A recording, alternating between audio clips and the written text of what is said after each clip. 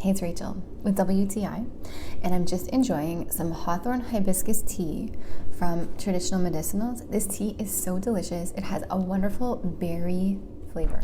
I love all teas by the Traditional Medicinals brand. I like that it's organic, they come in paper envelopes, and the tea is just really good quality. So I'll just make this like a regular tea. I'll add boiling water to the cup with the tea bag, and I'll let it sit for about 3 to 5 minutes, and then I'm ready to go. I like the flavor of this tea. It's a nice berry flavor, but the hibiscus gives it a really good tart flavor as well.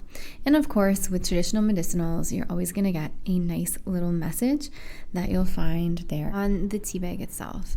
It's also decaf, which is great. My mom originally got this tea because she heard of hawthorn's ability to help lower cholesterol, and she personally has really enjoyed the benefits of this tea. I found that this tea tastes great, and personally, I found that it has a lot of health benefits for myself.